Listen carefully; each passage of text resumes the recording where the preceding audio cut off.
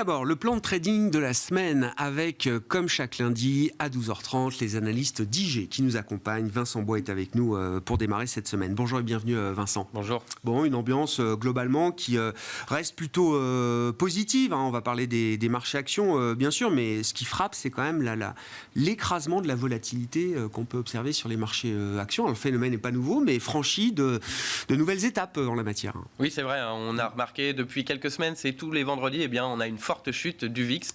L'exception est faite vendredi dernier.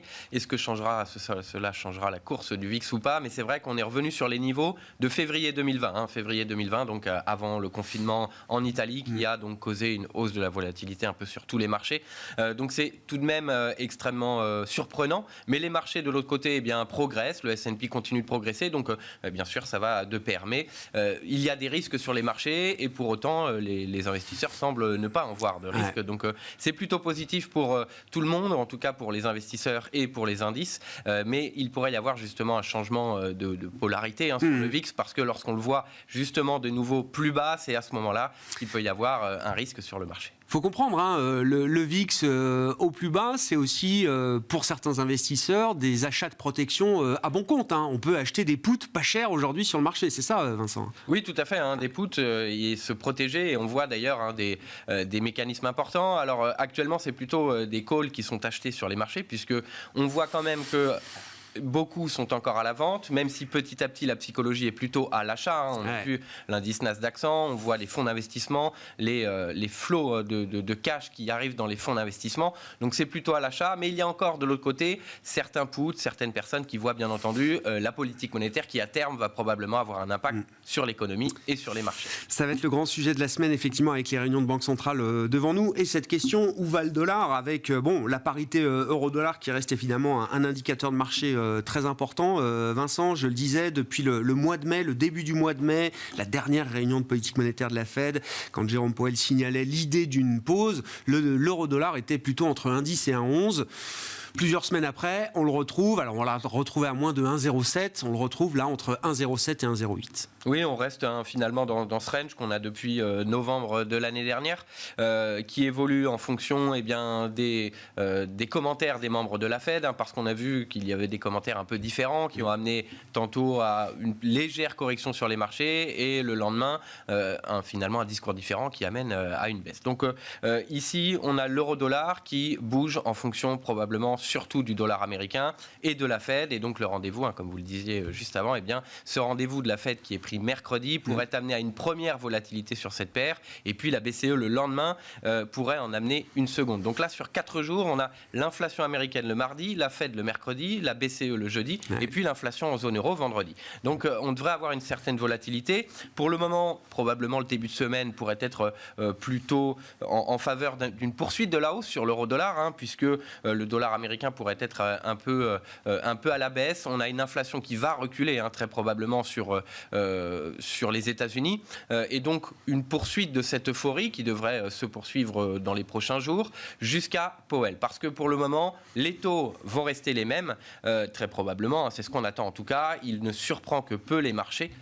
En revanche, le discours, c'est là où on pourrait avoir quelques surprises. Le discours, et puis il ne faut pas oublier qu'il y a les les nouvelles projections économiques qui sont publiées seulement tous les trimestres. Quels vont être les niveaux techniques à surveiller là sur la parité euro-dollar justement dans une séquence potentiellement volatile? Alors sur l'euro-dollar, on peut aller chercher une moyenne mobile qui est située ici sur les 1,08, 1,0810, qui est le plus haut que l'on a atteint, donc plutôt à la hausse comme je le disais, 1,08, 1,0810, le plus haut récent, la moyenne mobile sans période, et je pense que ce sera ensuite mercredi, Jérôme Powell et la BCE également, qui a quand même un peu d'impact sur les marchés, qui pourrait amener soit avec un discours hawkish, un discours plus restrictif, un retour baissier, si nous avons enfin peut-être des risques qui sont pris en compte par les marchés, un retour baissier sur les indices, ce qui pourrait nous amener peut-être à un retour haussier sur le dollar de court terme et revenir ici sur les plus bas. Si on a réellement un risque, ce serait ce niveau que l'on peut voir sur les 1,0520, mais cela traduirait réellement une hausse du dollar américain et donc des risques sur les marchés, ce qu'on ne connaît pas depuis quelques semaines.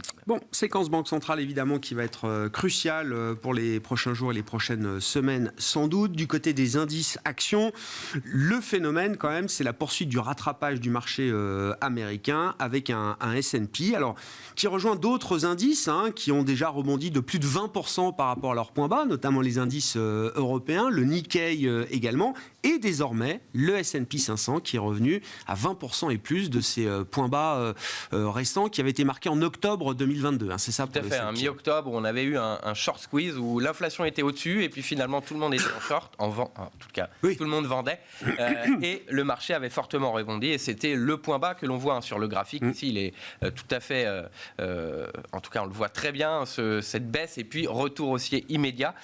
Et donc depuis 20%, ce qui sur les marchés est donc un bull market, un marché haussier à partir de 20% par rapport au point bas. Et on revient sur ce point haut de août, c'était août dernier, c'était Jérôme Powell, donc justement à Jackson Hole, qui avait un peu, même fortement déçu les marchés et on avait eu un retour baissier extrêmement important qui avait remis finalement les marchés en place. Ici donc on est sur ces niveaux, on est sur les 4300, 4320.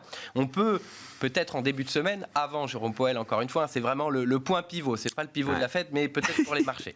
Et ici, 4300, 4320, peut-être un peu au-delà. Attention en revanche, on est tout de même sur des marchés qui sont très positionnés à la hausse, qui sont euphorique limite sur certaines valeurs, mais tout de même, et qui pourrait donc amener, si nous avions Jérôme Powell qui remet légèrement les marchés en place, eh bien un petit pullback, un échec à franchir ces 4300, le plus haut donc d'août dernier, on pourrait revenir sur le seuil fatidique on a mis des semaines à le franchir, et on pourrait revenir le tester, 4200, ce qui pourrait être, en cas de rebond et de maintien là-dessus, eh bien une confirmation du marché haussier. Si on venait casser finalement ces 4200, ça remettrait effectivement en cause ce rebond. On ne l'a pas précisé, mais c'est une semaine d'échéance également sur le plan des dérivés de marché. Ça veut dire que la clôture hebdomadaire de cette semaine, elle va être quand même particulièrement importante, au terme des événements en Banque centrale et au terme de l'échéance du mois de mai. Du mois de juin, pardon. On a les options mensuelles sur les dérivés donc, qui vont arriver à échéance jeudi, vendredi, et on a les banques centrales, on a Jérôme Powell, mais on a également, alors est-ce que cela va amener un drainage de la liquidité ou pas, c'est l'émission obligataire des États-Unis. Donc il y a près de 500 milliards qui vont être mis sur le marché d'ici la fin du mois, et donc les marchés, on voit les actions qui sont au top. Est-ce que les investisseurs vont enlever un peu de liquidité des actions et peut-être des crypto-monnaies pour aller sur les obligations? C'est possible, mais cette liquidité pourrait être effacée par la Fed, mais finalement ne serait pas en adéquation avec une politique monétaire restrictive. Qu'est-ce qu'on peut dire de ce groupe de valeurs là qui tient les marchés américains? Alors le Nasdaq et derrière le Nasdaq le S&P 500. C'est une situation de tension importante sur les prix pour les valeurs type Nvidia bien sûr et tout le groupe de valeurs qui tourne autour. Puisque ce sont ces valeurs-là qui font la performance, qu'est-ce qu'on peut dire de leur solidité ou de leur fragilité technique aujourd'hui, Vincent? Alors on arrive sur des plus hauts historiques pour beaucoup. Nvidia, on est bien au-delà bien entendu. Mais Microsoft ou encore Apple, on est sur les plus haut historique, donc au niveau technique, c'est plutôt un risque. On pourrait voir justement, avant éventuellement de prendre en compte les risques, eh bien on va prendre les bénéfices, on va voir ce qui se passe, et donc un pullback pourrait arriver sur Microsoft. On a d'autres valeurs qui sont au plus haut historique. On a Tesla également qui est loin du plus haut historique, mais qui progresse depuis 11 ou 12 séances consécutives. Voilà, qui est plus que ce qu'on a vu en 2021, qui était quand même signe d'une euphorie extrêmement importante. Donc tout de même, celles qui tirent pour le moment la croissance sont arrivées à un niveau technique assez, en tout cas qui serait raisonnable de penser qu'on pourrait prendre ses bénéfices là-dessus. Donc un risque tout de même sur ces valeurs, mais il faudrait que d'autres valeurs peut-être prennent le relais. Qu'est-ce qu'on peut dire de la situation des indices actions en Europe? Alors après un run quand même spectaculaire depuis l'automne dernier, et c'est vrai qu'on observe au fur et à mesure que les indices américains regagnent en momentum, on observe une sous-performance maintenant de l'Europe sur quelques semaines, tout au cours du mois de mai notamment, ça a été le cas, sans pour autant que la correction des indices actions en Europe ait été spectaculaire. Oui, non, surtout le DAX, on est vraiment pas très loin du plus haut historique. Sur le CAC, on a quelques centaines de points, on a pris 300 points de baisse, ce qui n'est pas excessif, ce qui est plutôt, on va dire, sain finalement pour ne pas voir une surchauffe, mais de la même manière au niveau technique, c'est plutôt, on peut voir un retour baissier un peu plus important. Tout va dépendre également de la Chine. On le disait tout à l'heure, il y a la PBOC qui est la Banque centrale de Chine. On a vu la semaine dernière qu'ils étaient plutôt enclins à amener d'autres soutiens, notamment sur le marché immobilier. Ils ne voulaient pas forcément un soutien monétaire parce que le yuan est également sous pression un peu. voilà, baisser les taux, peut-être plutôt négatif pour leur monnaie. Mais en tout cas, on va avoir des soutiens. On a la PBOC, on a la décision de politique monétaire, et puis probablement d'autres soutiens qui vont venir jeudi, donc qui pourraient peut-être permettre un rebond. En tout cas, voilà, sur le papier, c'est comme ça. Après, si les indices américains venaient justement à se dire qu'on était un peu loin pour le moment, un peu haut, en attendant de voir ce qui se passe, les indices européens probablement prendraient le pas également. Et donc au niveau technique sur le CAC, on a de la même manière le plus haut récent, la moyenne mobile en vert sur le graphique proche des 7290, 7300. Peut-être en début de semaine, comme je le disais, l'inflation un peu plus basse aux États-Unis, dans l'attente de Jérôme Powell, pourrait venir tester justement les 7300. Un retour en arrière possible justement si on venait casser ces 7100 qu'on a vu, qui a permis le rebond en mai, eh bien on pourrait aller chercher sous les 7000 points. Le plus bas ici du mois de mars, proche des 6850, 6900 points. Ouais.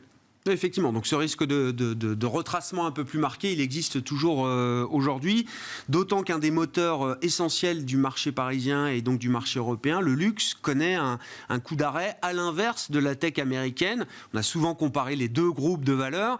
Bon, la tech américaine, emmenée par une poignée de valeurs, continue son ascension. Le luxe, lui, a véritablement marqué un coup d'arrêt quand même au cours du mois de mai. Oui, il y a eu des ventes sur LVMH notamment. On a vu une séance sans information particulière finalement, d'une baisse de plus de 4%. Ce qui a un peu signalé justement que peut-être les valeurs du luxe étaient allées un peu haut. C'était le cas du CAC également, parce qu'ils ont investi, ou en tout cas les fonds d'investissement se sont remis dessus sur le rebond de l'économie chinoise. On a vu que le Hang Seng à Hong Kong ou les indices se sont arrêtés plutôt en début d'année sur ce rebond, et ensuite ont évolué sans réelle tendance. Le CAC, lui, a continué cette hausse, et donc depuis, on a des statistiques en Chine qui sont quand même décevantes, et notamment sur la demande intérieure, parce que c'est ce qui va intéresser la croissance du luxe, et donc les niveaux d'importation extrêmement bas, les ventes au détail également, et donc on voit tout de même une économie également manufacturière, mais une économie qui a besoin d'un nouveau souffle pour un rebond. Est-ce que les décisions de la PBOC, de la Banque centrale chinoise,